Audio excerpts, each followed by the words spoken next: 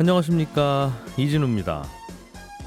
미국 연준이 올해 마지막 열린 FOMC 회의에서 기준금리를 0.5%포인트를 인상했습니다. 올해 4차례에 걸쳐서 한 번에 0.75%포인트씩 올리던 것에서 인상폭을 줄이면서 속도 조절에 들어갔다고 해석되고 있는데요. 내년에도 연준의 공격적인 기준금리 인상은 이어지면서 최종적으로 5% 넘는 수준까지 금리를 올릴 거라는 전망이 나오고 있습니다. 오늘 센터뷰 시간에는 미국의 이런 금리 인상 흐름에 대한 분석, 그리고 내년 증시 어떨지까지 들어보겠습니다. 미국이 아프리카 국가들의 정상과 기업인을 불러서 회의를 했는데요. 약 72조 원 규모의 지원을 약속했답니다. 미국이 아프리카에 공들이는 이유가 중국의 영향력을 견제하는 거라고 분석되고 있는데, 오늘 글로벌 리포트 시간에는 이 소식을 비롯한 최근의 다양한 나라 밖 소식들 모아서 들어보겠습니다. 손에 잡히는 경제 플러스 광고 듣고 시작합니다. 미국은 기준금리 인상 속도를 조절하기 시작한 것 같은데, 즉 브레이크에 발을 좀 올려놓고 슬슬 밟기 시작한 것 같은데, 그럼에도 불구하고 미국의 금리 인상이 가장 큰 적이라고 주장하던 금융시장은 아직 안정은 못 찾고 있는 것 같습니다. 주식시장도 좀 긴장하는 것 같고, 오늘 우리나라 주식시장도 새벽에 마감된 뉴욕 시장의 영향을 받았던지 좋지 않은 상황입니다. 오늘 센터뷰 시간에는 12월 FOMC 회의 결과 살펴보고 또 내년 증시 전망까지 해보겠습니다. KB증권의 신동준 CIO 나오셨습니다. 어서 오세요. 네, 안녕하세요. 미국이 금리 인상 폭을 줄였으니까 네. 뭐 속도 조절에 들어간 거다라고 해석들 하던데 뭐 그런 거겠죠? 네, 뭐 지난달까지 4번 연속으로 0.75%포인트씩 인상하다가 예. 어제 그저께 새벽이죠. 그저께 새벽에 0.5%포인트 인상했으니까 이제 속도 조절에 들어갔다고 얘기를 하는 것이고요. 예. 현재 뭐 4.25에서 4.5% 정도의 기준금리 수준으로 인상이 되어 있습니다. 뭐 시장이 예상했던 수준이고요. 예. 9월 달에 FOMC 때의 전망들을 공개를 하니까 분기마다 공개하니까요. 그때랑 전망을 비교해 보면 통화 정책이 뭐 충분히 긴축적이지 않아서 당시 예상보다 오히려 좀 더 강하게 긴축을 해야 된다라는 예. 생각을 갖고 있다는 걸 좀 읽을 수 있었고요. 성장률이 좀 낮아지더라도 또 인플레이션이 조금 더 올라가더라도 일단 인플레이션 먼저 잡아야 된다라는 견해가 굉장히 강하게 반영된 FOMC였습니다. 금리를 좀 더 너무 세게 올리는 거 아니냐라는 얘기를 듣더라도 네, 그렇게 해야 물가는 잡힌다는 거고, 맞습니다. 거기에 좀 더 우선순위를 두겠다라는 얘기가 강했죠. 아직 너무 세게 올린 것도 아니고 네. 그런 생각인가 봐요. 그러면 시장은 어떻습니까? 시장은 근데 인플레가 좀 잡히고 있으니까 연준이 무슨 소리를 하든 결국은 인플레 잡히고 나면 뭐 저 다시 제 갈 길 가는 거지, 저 엄포가 얼마나 통하겠어라고 생각하는 겁니까, 시장은? 그저께 시장은 이렇게 굉장히 강한 매파적인 FOMC였음에도 불구하고 뭐 시장이 그럭저럭 잘 버텼지 않습니까? 오늘 새벽에야 좀 하락했지만 시장은 뭐 물가 데이터들을 보면서 인플레이션에 대해서는 이제 뭐 정점을 쳤다라고 생각하는 것 같아요. 예를 예. 들어서 지난 10월 달, 11월 달 미국의 CPI 소비자 물가 데이터의 세부 항목들을 보면 자동차 가격이 일단 안정되고 있어요. 예. 그래서 작년에 한창 문제가 됐고 올해도 내내 괴롭혔던 이제 공급망 문제. 부품난. 네, 이 부분은 좀 어느 정도 진정이 좀 된 것 같고요. 그리고 휘발유 가격도 1년 전 수준으로 지금 돌아왔기 때문에 예. 러시아 우크라이나 전쟁 영향도 이제 뭐 거의 뭐 반영되고 있지 않은 뭐 그런 예. 수준입니다. 뭐 주거 물가가 여전히 오르고 있긴 한데 이 주거 물가에 앞서서 움직이는 여러 가지 물가 데이터들이 있는데요. 이제 그런 것들 여러 가지가 좀 급격하게 안정을 찾고 있어서 예. 시장은 연준이 뭐 인플레이션 아직 더 잡아야 된다 뭐 이렇게 강하게 걱정하고 있지만 시장은 오히려 지금은 인플레이션보다 오히려 경기가 문제다. 연준이 저렇게 긴축 의지가 강하면 결국 경기를 망가뜨리지 않겠냐, 이거에 대해서 좀 걱정하고 있는 거죠. 그래서 그만해라, 애 운다 이런 그렇죠. 거였어요. 그래서 예. 그제 보면 주가는 그 연준이 이런 코멘트를 한 이후에 언급을 한 이후에 계속 하락했고 조금 반짝반짝하다가 계속 하락했고요. 예. 오히려 상승하던 장기 금리가 거꾸로 하락 반전하는 그래서 경기를 걱정하고 있다는 것을 이제 시장은 좀 보여준 그런 상황이라고 봅니다. 예. 그렇다면 이제 연준은 말은 어떻게 하더라도 속으로는 이제 슬슬 금리 올리는 걸 좀 멈춰야 되겠구나. 자칫하면 경기가 망쳐질 수도 있겠구나. 혹시라도 내려야 될 상황도 올 수도 있겠구나라는 생각은 할 것 같은데 연준의 마음은 그런 건 아닌가 봅니다. 지금 연준은 뭐 전혀 엊그제 FOMC에서는 예. 그런 이미지는 뭐 시사하는 얘기들은 전혀 없었고요. 뭐 고용 시장이 워낙 미국은 잘 버티고 있기 때문에 예. 연준의 생각만큼 경제가 뭐 충분히 좀 이렇게 진정되지 않는 거죠. 네. 그래서 인플레이션 압력도 연준 생각만큼 또 진정되지 않고 예. 그렇다 보니 9월 달 당시 FOMC보다 더 강하게 하겠다. 그래서 내년 말 기준금리 인상의 전망치를 그 9월 달에 비해서 0.5%포인트 높였고요. 2024년, 2025년 전망치도 0.25%씩 금리를 계속 올리겠다는. 더 높게 올리겠다라고 지금은 밝힌 상태입니다. 혹시 연준의 마음이 이제 우리가 굉장히 궁금한 건데 네. 물가도 잡혔는데 그래도 방심하거나 그러면 불이 또 붙을 수 있으니 맞습니다. 좀 엄포를 놓자 시장에. 네. 그래야 또 시장은 실제로 금리 올리는 효과처럼 그 긴장도 할 거고. 그렇죠. 그게 또 물가를 낮추는 영향도 있을 거니까. 네. 보통 우리가 막 이제 예전에도 담임 선생님이 막 혼낼 때 대충 한 이 정도 좀 끝내야 되겠다고 속마음이 있을 때라도 진짜 한번 큰 소리 또 확 치시잖아요. 그렇죠. 보통 이제 그때쯤 되면 대략 이제 끝내는 때인데. 네네네. 그렇게 봐야 됩니까? 아니면 실제로 연준은 아니야 이거 진짜 금리 많이 올릴 수도 있는데 시장이 오히려 너무 낙관하는 거 아닌가 하는 걱정을 하고 있어 우리는 이런 마음일까요? 저는 전자가 조금 더 강한 것 같아요. 네. 그래서 한 6대4, 7대3 정도로 강한 것 같은 게 금리 인하가 가능하냐는 질문이 있었습니다. 네. 기자회견 때 예. 파월 연준 의장에게 질문했더니 연준의 뭐라고 대답을 했냐면 연준의 관심은 금리 인하가 아니라 인플레이션을 낮출 정도로 지금 충분히 긴축적인 환경이냐. 이게 오히려 이걸 판단하는 게 더 중요하다. 네. 그래서 예전의 경우에 보니까 너무 일찍 그 통화를 좀 환경을 완화시켜주는 정책으로 전환하면 바람직하지 않고 오히려 더 인플레이션을 강화시켰다는 게 역사의 교훈이다. 한번 잡을 때 확 잡으려고 하는 거다. 맞습니다. 네. 이미 뭐 주가가 기준금리를 75bp씩 여러 번 올렸는데도 네. 주가가 그래도 바닥 대비해서는 꽤 반등을 했고 환율도 좀 완화가 됐고 금리도 많이 낮아졌잖아요. 신용 스프레드도 그러니까 회사채와 국채와의 금리 차이도 많이 줄었거든요. 그래서 연준은 굉장히 강하게 긴축을 하지만 금융시장의 환경은 훨씬 더 완화됐기 때문에 연준이 여기서 혹시라도 조금이라도 완화적인 이야기를 하면 네. 오히려 인플레이션 압력을 더 키우는 그런 리스크를 연준은 좀 걱정을 많이 하고 있는 것 같습니다.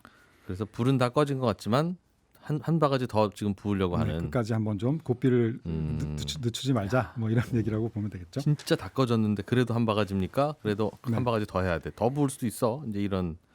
그렇죠. 경기가 워낙 좋습니다. 고용시장 중심으로. 미국은. 네네. 반면에 그 거꾸로 지금 경기에 대한 걱정을 내비치기 시작한 중앙은행들이 나왔어요. 오늘 새벽에 예. 유럽 중앙은행하고 영국 중앙은행도 기준금리를 똑같이 미국처럼 0.5%포인트씩 인상을 했습니다. 예. 그러니까 유럽 중앙은행의 경우에는 오히려 75bp를 인상을 주장하는 사람들이 한 3분의 1 정도가 있었어요. 예. 근데도 0.5%밖에 안 올린 거죠. 그러면서 오히려 그 대차대조표 축소, 그러니까 양적 완화의 규모를 좀 줄이겠다라는 쪽으로 조금 더 긴축적인 방향으로 더 갔습니다. 예. 그런데 영란은행, 그러니까 영국 중앙은행의 경우에는 경기가 오히려 좀 걱정이 된다. 그러면서 9명의 통화위원 중에서 2명은 금리 올리지 말자, 동결하자라고 소수 의견을 냈습니다.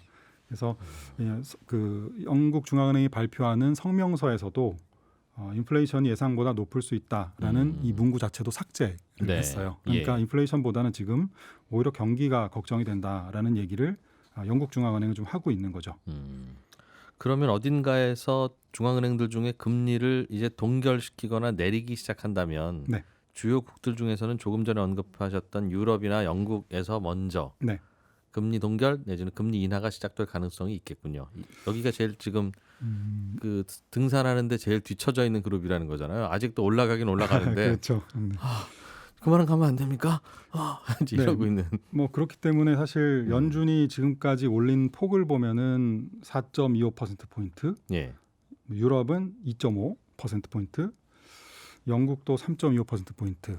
저점 대비. 네, 저점 대비. 그다음 한국은행도 2.75% 포인트를 올렸어요. 그러니까 예. 연준이 4.25% 포인트를 올렸으니까 연준보다 많이 못 올렸던 거잖아요. 예. 근데 미국은 여전히 경기가 고용시장 중심으로 너무 좋고 더 올리겠다고 주장하고 있는데 네. 다른 나라들은 지금 벌써 경기가 이제 삐걱거리기 시작하면서 좀 이제 그만 올리고 싶다 이제 이런 생각들을 하고 있는 거죠. 예. 그래서 이런 나라들이 더 올리면 오히려 경제가 더 나빠질 테니까 그리고 내리면 내리는 대로 예. 또 그 나라의 통화가 약해질 수 있어서 되겠죠. 다시 뭐 달러가 좀 강해지고 다른 나라 통화들이 좀 약해지는 이런 패턴은 좀 나타날 가능성이 높아 보입니다. 우리 특히 주식시장 입장에서만 보면 네. 미국이 금리를 더 강하게 올려도 나쁘고 네. 뭐 한 이 정도 선에서 멈춰주더라도 여기 이 유럽이나 이런 쪽에서 문제가 생기면 여전히 또 나쁘고. 그렇죠. 그러니까 통화장 환율 측면에서 보면요. 그렇겠네요. 그러면 주식시장은 어떨까요? 이런 분위기에서 어떻게 봐야 되겠습니까? 저희는 단기적으로는 내년 한 1분기에서 2분기 초 정도까지는 지금보다 뭐 주가는 조금 더 내려갈 수 있다고 봅니다. 근데 네. 뭐 전저점에 비해서 그렇게 많이 내려갈 것 같지는 않아요. 그래서 바닥을 좀 다지는 그런 과정, 그리고 기술적으로 최근 단기에 많이 올랐기 때문에 예. 과열이 조금 해소하는 과정이 나타날 수 있다고 보는데요. 길게 보면은 그 약세장의 전반부는 좀 마무리가 된 것 같고 주식시장은 그렇죠. 예. 그래서 후반부를 좀 지나고 있는 과정이 아니냐 이렇게 판단을 하고 있습니다. 축구로 치면 후반 몇 분쯤 지나고 있습니다. 지금 지금 전반전에 보면- 한 5골 먹었거든요. 저희 주식시장. 네네네. 후반부로 보면 후반전에 한 3분의 1 정도 지나지 않았을까 싶습니다.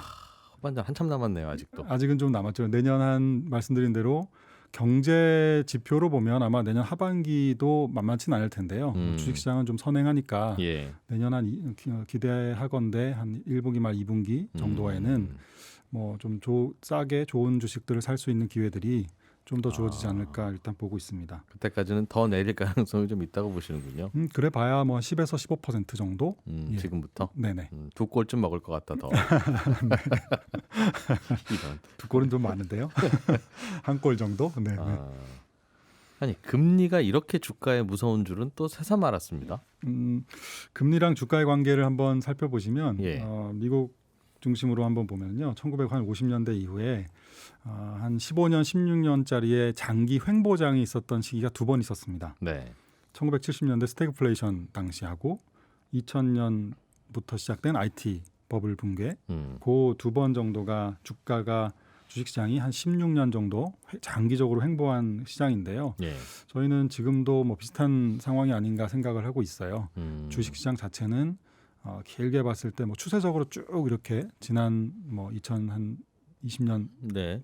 그때까지 이렇게 올라가는 그런 패턴보다는 좀 큰 흐름의 변동성을 좀 거치면서 횡보장이 아니겠는가.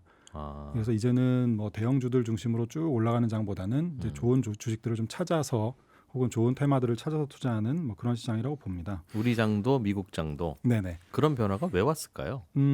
뭐 어떻게 보면 여러 가지 정책들의 영향들도 있고요. 예. 그리고 뭐 글쎄요, 뭐 주식시장도 사이클이 있고 패턴이 있고 뭐 주도하는 어떤 기술이 있고, 그다음에 어떻게 보면 환경적으로 보면 탈세계화, 그다음에 뭐랄까요, 그 블록화, 뭐 이런 부분도 영향을 줬을 거고요. 네.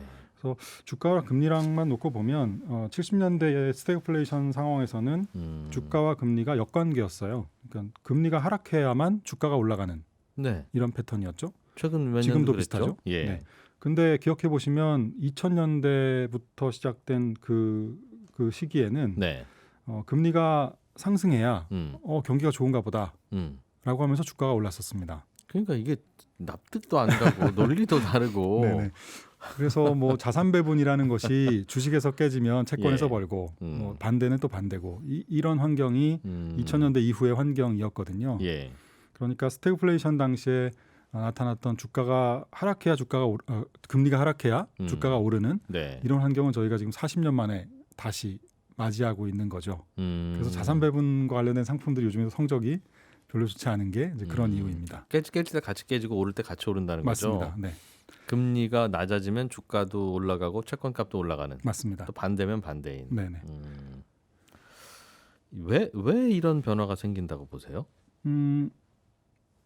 말씀드린 대로 그거는 아까 큰 뭐 매크로적인 환경, 예. 뭐 정책적인 환경 때문인데 여기서는 환경의 변화보다는 이제 이런 얘기를 드리면 그럼 이제는 금리가 하락하는 것만 보고 최근에도 금리가 좀 낮아지고 있으니까 주식 사면 되는 거 아니야? 이제 이런 질문이 많으세요. 예.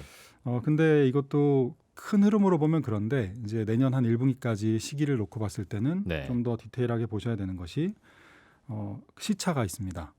70년대 그 상황에서도 네. 금리가 바닥을 찍고 주가도 바닥 찍고 올라가는 그 기간이 예. 한 두어 달 정도. 주가가 먼저 움직여요? 아니 금리가 먼저 움직이죠. 금리가 먼저 바닥 찍고 올라가면 아하. 주가가 올라가는 데까지는 한 두어 달 정도가 시간이 걸려서 그때는 금리 오르면 주가도 같이 오르던 시절. 그렇죠. 예. 그 시절에요. 예. 그래서 왜냐하면 이게 금리가 하락하게 되면 지금처럼 지금 요즘에 나오는 뉴스처럼 기업 실적이 나빠질 것이다. 그래서 경기는 더 침체에 빠질 것이고 예. 이제는 약세장이 본격적으로 하락장이 시작될 것이다. 이런 뉴스들이 많이 나옵니다. 예. 최근에 미국의 월가의 컨센서스도 이쪽에 조금 가까이 가고 있는 것 같아요. 네.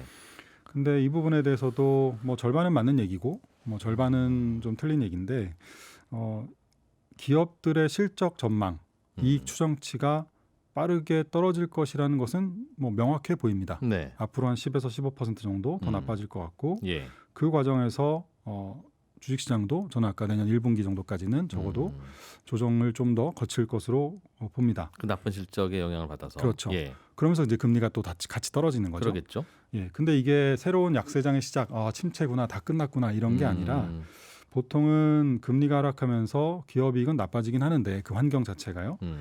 금리가 낮아지면 우리가 잊고 있었던 것은 금리는 할인율이니까 네. 미래 주식시장에 대한 기대 어떻게 보면 이제 우리가 그걸 PER이라고 부르지 않습니까? 예, 이 부분이 반등하는 거죠. 금리가 낮아지니까 연 한 5% 정도 버는 기업이 더 돋보인다 이거죠. 가치가 더 올라가는 예. 거죠. 예. 네, 맞습니다. 그래서 앞으로는 이게 기업의 이익만 볼 게 아니라 금리가 낮아지면서 미래의 기대가 높아지는 거랑 같이 비교를 해서 뭐가 더 큰가를 봐야 돼요. 예. 근데 지난 10월에서 11월 사이 주가가 지금 많이 오르는 과정에서는 이게 어떻게 보면 기업 실적은 많이 나빠졌지만 네. 연준이 금리를 멈출 거야라는 것 때문에 금리가 훨씬 더 많이 하락했고 기대가 훨씬 더 커졌다는 게 최근 한두 달은 최근 한두 달에 주가가 반등한 원인이었습니다. 예. 그런데 아마 앞으로 한 분기 정도는 거꾸로 기업의 이익 전망이 떨어진 속도가 훨씬 더 빠르고 예. 지금 어젯밤처럼 금리가 낮아져도 이거 경기 나쁜가 보다. 그래서 기대가 생기는 게 아니라 예. 오히려 경기에 대해서는 좀 더 나쁜 뭐랄까요 느낌을 가지는 이런 시장이 아마 내년 1분기까지 좀 이어질 수 있을 것 같아요. 그래서 단기적으로는 말씀드린 대로 이익 전망이 더 빨리 떨어지면서 주가가 조금 더 조정을 받을 수는 있는데 네. 여기서부터 한 10에서 15% 정도. 그러면 전저점보다 내려가 봐야 조금 더 내려가는 정도일 겁니다. 근데 그 과정에서 곧 올라왔는데 근데 뭐 보통 바닥권에서는 이러한 뭐 급등락들이 있으니까요. 네, 예. 근데 그러면서 바닥을 좀 형성해 나가는 것이라고 저는 보는데요. 왜냐하면 아까 그 기업이익 전망은 나빠졌지만 네. 지난 10월, 11월 동안. 예. 근데 미래에 대한 기대가 급격하게 올라오면서 금리 주가가 인하 기대감 예. 올랐잖아요. 예. 이런 기간들이 보면은 대부분 다 약세장이 후반부에 나타나는 현상이에요. 과거 흐름을 보면 맞습니다. 그래서 과거에 이런 긴 차트들을 놓고 보면 네. 이때로 돌아갔을 때 과연 내가 주식을 샀어야 되나 팔았어야 되나 딱 이런 환경에서요. 그럼 여기서 한 번 더 조정받았을 때 아까 한 달에서 두 달 정도 금리가 바닥 찍고 시차가 있다 그랬지 않습니까? 예. 그 금리가 고점을 형성하고 떨어질 때 시차가 있다고 말씀드렸는데 그 시기에 주가가 하락하는 과정에서 주식을 파는 그렇군요. 것보다는 길게 보면 이건 약세장이 후반부에 나타나는 전형적인 시그널이다.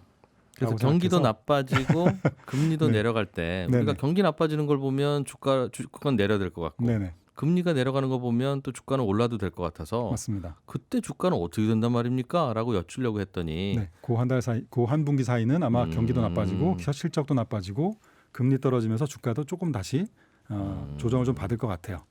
그게 네. 그걸 어떻게 합니까?라고 하면 나는 모르는 일이지만 네. 과거 패턴을 보면 과거 역사가 그랬다. 그렇게 말해주고 있다. 그거 말고 우리가 뭘 어떻게 더 맞습니다. 예측하느냐? 지금은 인플레이션이 훨씬 더 중요한 시기이기 때문에 아까 제가 1970년대 스태그플레이션의 여러 가지 네. 금융시장의 환경, 사례 이런 것들을 많이 말씀드렸고 그렇군요. 그때 사례를 보면 지금은 약세장의 후반부이고 네. 한 두어 달 정도 금리가 고점 찍고 내려간 이후에 주가가 바닥 찍는 게 시차가 형성이 되니 과거에도 그랬으니 맞습니다. 그래서 한 1분기 말, 2분기 초 정도에 주식을 좀 살 타이밍을 보시라라는 말씀드리겠습니다. 역사를 알아야 투자를 또 잘하는군요. 그렇죠. 네. KB증권의 신동준 CIO였습니다. 고맙습니다. 네, 고맙습니다. 저희는 2부에서 돌아옵니다. 놓치기 쉬운 나라 밖 경제 소식들을 두루두루 살펴보는 글로벌 리포트 시간입니다. 해담경제연구소 어예진 소장님과 함께합니다. 어서 오세요. 네, 안녕하세요. 미국이 그동안 우리가 아프리카에 대해서 소홀했구나. 그동안 중국이 아프리카에 가서 선거운동 잘하고 있네. 우리도 빨리 가야 되겠다. 이런 스탠스로 바뀌었나 봐요. 네, 이번에 미국이요. 아프리카 49개국 정상과 기업인들을 초청을 했어요, 미국으로. 그래서 정상회의를 열었거든요. 근데 아프리카 정상과 이런 회의는 8년 만이에요. 이 회의에 며칠 앞서서 미국이 아프리카에 3년간 총 550억 달러, 우리 돈으로 약 72조 원 규모를 지원하겠다는 내용을 발표했어요. 네, 뭐 사업도 같이 해봅시다. 뭐 인프라 투자도 지원할게요. 아프리카의 디지털 전환도 우리가 투자하겠습니다. 이런 약속을 했어요. 또 아프리카 연합이 G20에 가입하는 것은 어떻겠냐. 우리가 적극 지지를 표명하겠다라는 의사를 전달할 정도로 이걸 보고 외신들이 아프리카에 온 손님들에게 미국이 상당히 적극적인 애정 공세를 하는 모습을 보였다. 이런 식으로 보도를 하고 있습니다. 왜 미국이 갑자기 아프리카에 잘 보이고 싶어 하는 겁니까? 몇 가지 이유가 있는데요. 일단 첫 번째는 중국의 아프리카 내 영향력을 견제하려는 거라는 의도가 좀 깔려 있어요. 그 트럼프 정부 때만 해도 이 사람들이 이대로 좀 아프리카와 인연을 끊을 건가 싶을 정도로 좀 무례하고 박하게 대했던 아프리카거든요. 근데 그렇게 소홀했던 사이에 중국이 아프리카와의 무역, 인프라 투자 등에서 영향력을 키워왔죠. 중국과 아프리카의 무역 규모가요. 지난해 기준으로 2,500억 달러 정도 되는데 이게 미국보다 4배 정도가 많습니다. 예, 중국이 아프리카의 최대 교역국이 된 거죠. 최대 채권국이기도 한데요. 시진핑 주석의 1대1로 사업이 시작되면서 중국에 대한 아프리카의 채무가 급증한 바가 있습니다. 이건 우리가 좀 많이 들어서 아실 것 같아요. 그래서 그런가 바이든 대통령이 이번에 아프리카 투자 지원책을 발표하면서 한 말이 있어요. 우리는 아프리카와 정치적 채무나 의존도를 키우는 파트너십을 추구하지 않는다. 야. 근데 여기에는 이제 괄호 열고 누구처럼 이런 의미겠죠. 우리는 중국처럼 안 하겠습니다. 제가 봐도 중국은 진짜 이상한 것 같습니다. 그렇죠. 그렇게 비판한 거죠. 아프리카 여러분 그동안 고생 많으셨습니다. 진짜 중국 정말 나쁜 것 같습니다. 이 얘기한 거죠. 네, 그런 셈입니다. 근데 또 하나는 이제 러시아가 아프리카의 최대 무기 공급 국가로 또 자리를 잡았어요. 그러니까 또 러시아의 입지를 좀 축소하려는 전략도 있다. 이런 분석이 있습니다. 그리고 또 한 가지 매우 중요한 이유는 아프리카의 미래 가능성 때문이에요. 이번에 바이든 대통령이 미국은 아프리카의 미래에 올인하겠다. 이런 말을 했거든요. 근데 이게 두 가지 측면에서 이 아프리카의 가능성이 굉장히 큰데 하나는 천연 자원입니다. 반도체, 배터리 같이 이런 중국과 경쟁하는 핵심 산업에 있어서 기업들이 필요로 하는 광물, 천연 자원을 갖춘 곳이 바로 아프리카죠. 이미 그런데 중국보다 한 발 늦은 감이 있어요. 그러니까 이렇게 중요한 거 알았을 텐데 지금까지 뭐 하다가 이제 와서 이런 얘기해요. 늦게라도 온 게 다행이긴 한데 뭐 좀 새롭게 좀 뭔가 깨달은 게 있나 보죠, 미국도. 발등에 불똥 떨어진 것 같습니다. 또 한 가지는 그 미래 소비 시장의 잠재 가치예요. 그 향후에 인구 전망 이런 보고서를 보면 올해부터 2050년 사이에 예상되는 세계 인구 증가의 절반 정도가 단 8개 국가에서 발생할 거라는 전망이 있는데요. 그중에 5개 나라가 아프리카 국가일 정도로 아프리카가 이제 세계 인구 증가를 주도할 곳입니다. 2100년쯤 되면 그때는 우리가 살아있지 않겠지만 아프리카 대륙이 세계 인구에서 차지하는 비중이 전체의 40%까지 확대될 거라는 관측도 나옵니다. 근데 이제 더 부러운 거는 이렇게 늘어나는 인구의 대부분, 가장 많은 부분을 차지하는 게 젊고 어린 세대라는 거죠. 계속 태어나고 있으니까. 네. 그러니까 2200년쯤 되면 전 인류는 대체로는 지금보다 피부색이 좀 짙어졌을 가능성이 높겠네요. 그럴 수 있겠죠. 아프리카에 막 디즈니랜드도 있고 첨단 빌딩도 올라가면서 그 모습을 이제 저희는 못 보는군요. 최대 소비국이 될 수 있습니다. 그러면 이제 아프리카 국가들은 우리가 이제 인구도 많아지고 취하 자원에 대한 관심도 예전보다 높아지고 슬슬 세계가 우리를 주목하고 있는데 그러니까 서로 손을 뻗고 우리랑 친하게 지내자고 중국도 그러고 미국도 그러고 아프리카 국가는 뭘 좀 선택을 해야 되겠어요. 이게 즐거운 고민입니까? 아니면 뭐 어떨까요? 좀 다른 부분이 있을 것 같아요. 예. 이게 아프리카 입장에서는 엄마가 좋아, 아빠가 좋아, 빨리 골라, 막 이런 질문을 받는다고 생각할 수도 있는데 좀 이런 선택의 압박이 가중되는 것에 대한 좀 불편한 심기를 드러낸 바가 있습니다. 예. 이번에 미국에 온 그 보츠와나 대통령이 이런 분위기에 대해서 이건 식민지화는 아니지만 일종의 아프리카에 대한 정복 형태가 된 것 같다. 우리 위에 군림하거나 우리를 통해 뭔가를 달성하는 게 아니라 함께 일하는 쪽으로 관계를 맺고 싶다 이렇게 말하기도 했어요. 예. 그러니까 당신들 이익 때문에 경쟁하듯이 우리를 이용하지 말라 이런 불만인 거죠. 너희들 속 다 뻔히 보여 이 네. 친구들아. 이제 그런 이야기를 한 거군요. 아프리카에 대한 미국의 관심이 커지고 있다는 뉴스. 네. 다른 뉴스도 하나 보죠. 미국 테크 기업들이 직원들 요즘 대량 해고하는 일이 자주 벌어지고 있는데 네. 해고된 분들 중에는 외국인 기술자들도 많고 막 그래서 채용했겠죠. 근데 이분들은 해고뿐만 아니라 예를 들어서 트위터에서 해고된 뭐 네덜란드 출신 누구, 뭐 아프리카 출신, 인도 출신 누구 이런 분들은 미국에서 아예 나가야 되는 상황이 벌어지고 있답니까? 그렇습니다. 사실 지난번에도 얘기해 본 적이 있는 문제인데 요즘 미국 일자리에서 가장 큰 문제점이 숙련된 근로자들이 부족하다는 점이거든요. 예. 근데 이게 뭐 햄버거 가게라든지 주유소 같은 곳이면 조금 시간이 걸려도 익숙해지는데 좀 비교적 길지 않은 시간이 걸리는데 만약에 이런 상황이 뭐 IT 기업 같은 곳에서 벌어졌다면 네. 상황은 조금 더 심각하겠죠. 근데 현재 미국 규정에 따르면 외국인이 해고됐을 경우에 60일 안에 새로운 고용주를 찾아야 되고 예. 그렇지 못하면 60일 뒤에는 비자가 취소가 됩니다. 아. 그럼 자국으로 돌아가야 한다는 얘기죠. 예. 근데 이번 해고 사태로 그 메타 그리고 트위터에서만 적어도 350명의 외국인 해고자들이 60일이 끝나기 전에 새 일자리를 얻기 위해서 서로 경쟁하고 있다. 그런 얘기가 나옵니다. 근데 뭐 해고된 사람들도 걱정인데 요즘 미국 안에서는 이렇게 숙련된 고급 기술을 가진 외국 인재들을 또 다른 해외로 보내게 되면서 미국 기업이 볼 손해를 걱정하는 여론이 많아지고 있어요.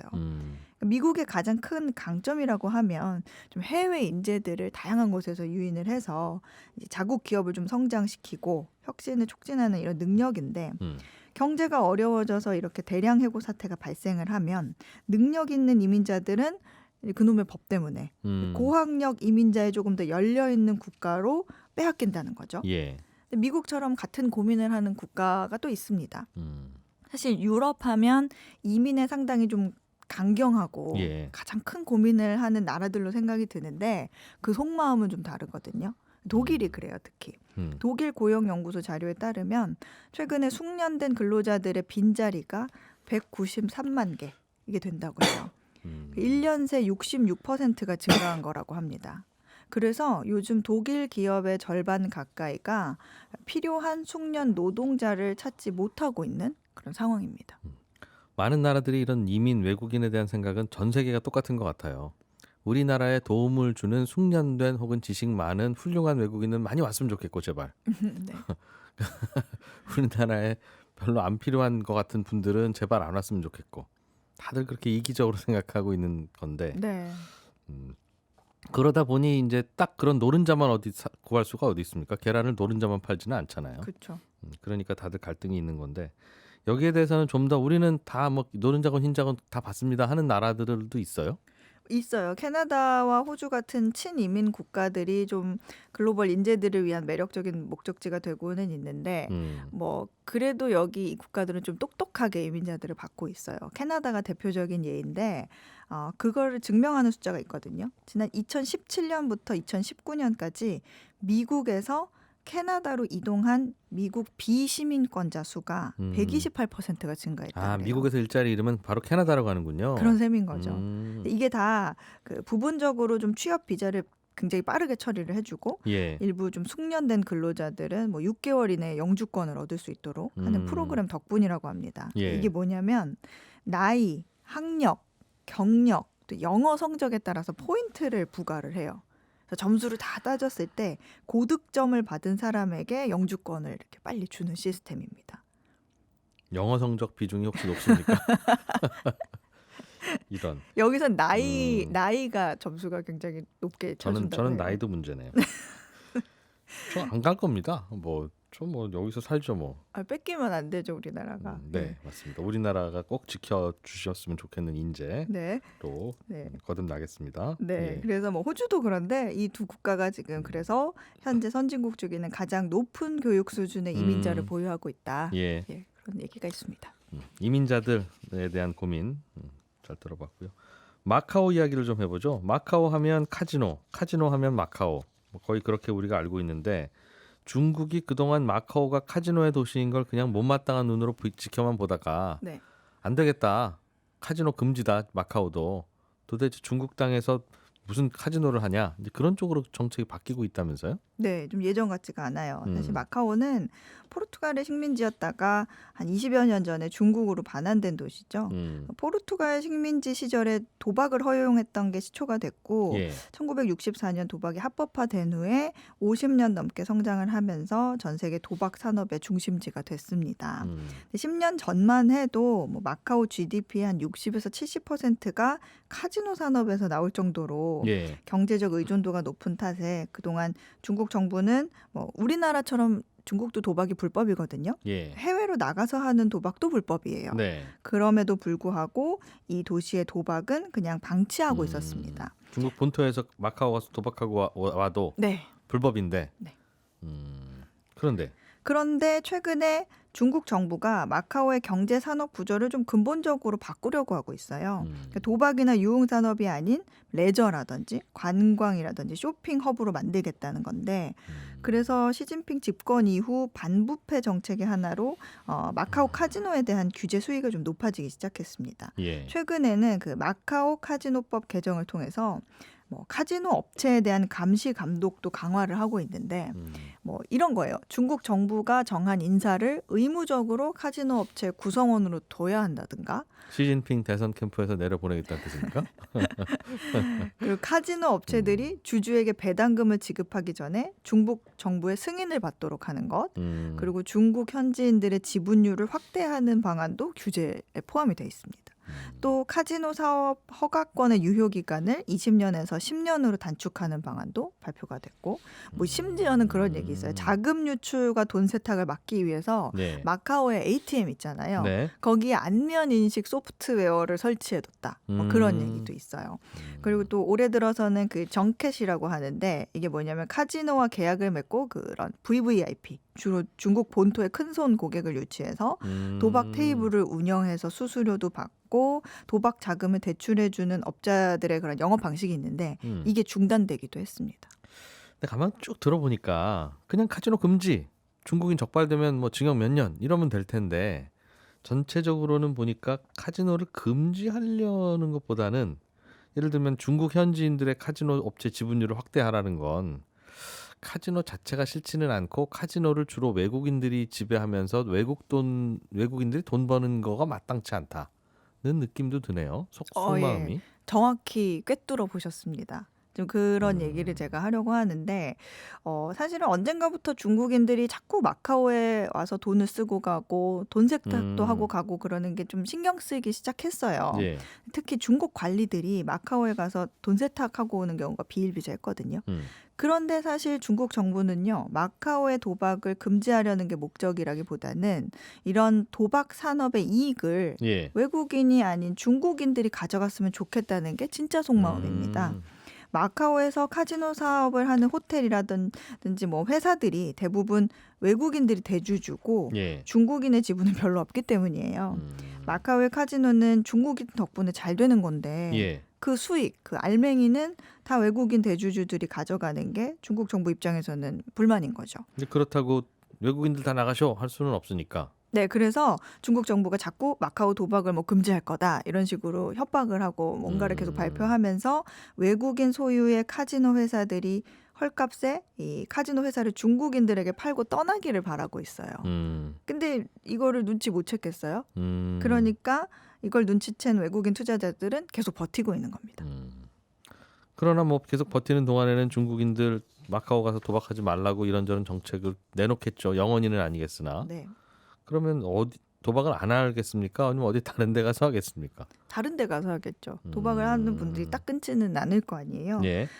그러니까 중국 정부가 도박을 단속하면 할수록 중국인들이 합법적으로 도박을 할 수 있는 아시아의 다른 나라들을 이제 돈을 더 잘 벌게 되는 그런 현상이 나타나는 겁니다. 뭐 최근에 캄보디아라든지 뭐 라오스, 미얀마, 베트남 같은 동남아 일대 카지노 시설이 급증하고 있다 그래요. 예. 근데 운영자도 고객층도 대부분 중국인인데다가 카지노 일대에서 쓰이는 통화가 뭐 사실상 위안화인 경우가 적지 않다고 그래요. 뭐 이것뿐 아니라 싱가포르, 일본, 한국 등도 예. 중국의 이런 도박 금지 정책이 좀 반사수혜를 볼 거로 거다. 기대를 하고 있어요. 그렇군요. 다른 이야기 좀 하나만 좀 해보죠. 네. 태국. 요즘 태국에 관광객들이 많이 몰려가고 있답니다. 그리고 저희 PD도 다음 주에 태국 간답니다. 야.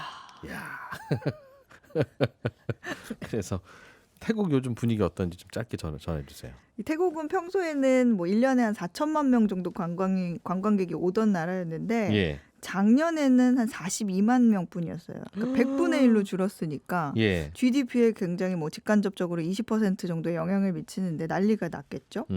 그래서 작년 이맘때부터 방역을 풀고 외국인 관광객을 받기 시작했는데 다 풀어. 예. 큰일 났어 지금. 외국인들 다 받아. 이렇게 됐다는 그래서 거죠. 올해는 관광객이 한 1,000만 명쯤 될 걸로 예상이 되고 있습니다. 우리 PD님도 포함해서. 그러네요. 예. 만약에 안 가면 999만 이미 넘었대요 살짝. 뉴스 보니까. 네. 러시아인들이 요즘 특히 태국으로 많이 간다고. 네, 러시아인들이 뭐 따뜻한 동남아로 가는 것도 있는데 예. 그 우크라이나 전쟁 때문에 러시아와 항공기 운항을 중단한 나라들이 많아서 러시아인들이 휴가 갈 만한 곳이 줄었기 때문이기도 합니다. 태국은 오히려 러시아와 직항편을 개설하면서 예. 전쟁은 전쟁이고 비즈니스는 비즈니스다 이런 스탠스를 보여주는 나라가 됐네요. 예. 중국도 그렇고 인도도 그렇고 러시아 석유 막 수입해가면서 네. 전쟁은 전쟁이고 비즈니스는 비즈니스다. 네. 그러던데. 그래서 아무튼 요즘 갑자기 태국에 그 외국인들이 몰리는 바람에 직원 못 구한 호텔은 뭐 운영도 잘 안 되고 뭐 그렇답니다. 맞습니다. 예. 우리 PD 잘 다녀올 것 같고요. 네. 나라밖 경제 소식도 잘 들었습니다. 해담경제연구소 어예진 소장이었습니다. 고맙습니다. 예, 손경제 플러스는 여기서 마무리하고요. 저는 일요일 아침 7시 5분에 찾아오겠습니다. 손에 잡히는 경제 주간 하이라이트라고 아주 재밌게 마련되어 있으니까요. 많이 들어주시고 월요일 아침 8시 30분에도 또 인사드리겠습니다. 고맙습니다.